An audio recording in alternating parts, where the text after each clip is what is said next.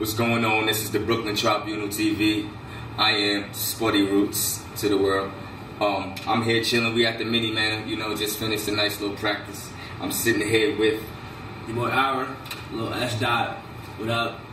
Block business. You already know. Yeah. So now that he's told y'all who he is, we're gonna get into a little bit of what Ira does. What do you do? Well, I play drums, but I got the name Ira from my dance that I do, which is Krump. Basically, it's aggressive dance. A lot of people mistake it for a lot of things. Like, I've been told like I'm possessed by a demon before.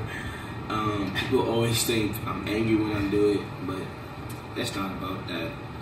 It was first formed to be like an outlet for kids from California who can't play basketball or play football or do ballet classes. So this was what they call street ballet. This was that escape from everything going through in your household, school getting your nerves, people want to fight you and all that. Then it evolved into a praise dance. So it's a praise dance and a street dance at the same time. So I don't be in suits and all that dancing, but I'm in regular street clothes to adapt to everybody that's around me, so I feel comfortable when I talk to them about God, about it, you know. So I'm how using this dance and everything that you do. So that's what dancing is for you, basically an outlet for praise dance and worship, another way to worship. Basically, yeah. And dances, I respect all types of dance, because to be a dancer, you have to respect all types of dance. You can't just have one mindset, because then you'll never be open to anything else, and then you'll be one-dimensional. Dance is an expression to me, and art, and I love music, so dance and music is just hand in hand. So I'm just in my own world with dance. Yeah. So how closely do you think the Krump style of dancing is associated with original styles of dancing, like that first started, like African dance? Like, how close to that do you think? The movements are very, very similar as far as you got the battles, any kind of dance or any kind of tribal thing. You always had to like prove yourself in the battle. A lot of the movements, like the arm swing, or in certain positions or certain gestures, they definitely looks like African tribe movements. If you saw the movie Rise, they definitely like connected the two. So yeah, it's definitely connected. There's definitely an origin to it with it. And how important do you think it is to know the origin and history of dance period as a whole? You have to know the origin and the start off of anything, if you want to call yourself anything, whether it be a singer, a musician, a dancer, an artist, anything. I've been dancing Krump for 5 years. It'll be 5 years by the end of this week. I started at September 07, my high school year, senior year in high school, and the end of the year, because it was my friend's birthday. That's how I remember it. Right. I've been dancing for Krump for 5 years, and I'm still learning stuff about Krump. And then I've been dancing all my life, and I'm still learning stuff about dance, origins, what you can do here, what can be changed. The creativity that you have should be endless, because you learn where it starts. You should always go back to your basics anytime you need creativity. Always go back to where it started from, so you can pick up from where it started and put your own thing to it and bring it to now. So it's very important. You can't go somewhere if you don't know where you started or where you came from. So you mentioned that you have all the talents, you know, drumming. Mm-hmm. How do you feel like either talent helps the other or enhances the other? Definitely, my drumming definitely enhances my Krump and my dancing. One thing I'm known for in my Krump is musicality and grooving. Musicality, when I'm dancing in my head, I hear drum fills in between the beat stuff. So I'm dancing and I hear and I'm like, oh, that's hot. So I'll do it with my body instead of doing it with my hands. And everybody's just like, wow, and so they understand and they see musicality. So anytime I dance, it's like I'm a drummer and a dancer at the same time, except I'm drumming with my body.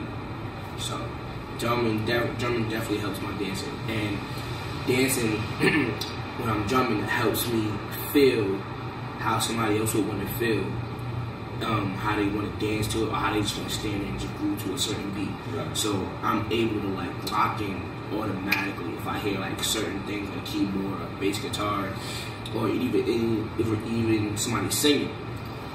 I can just lock in automatically. I'll be like, okay, if I was that person, I feel this way, or they feel this way, so I'm gonna play this way. So they definitely go hand in hand. So I'm very blessed to have both, because a lot of people don't have those advantages. I don't have to. I wouldn't say struggle, but I don't have to think that hard or how to move to this beat or how to do that. Yeah, it's just like, okay, that beat is this, I'm gonna do that. So, do you have any goals in the realm of dancing? You see yourself doing something big?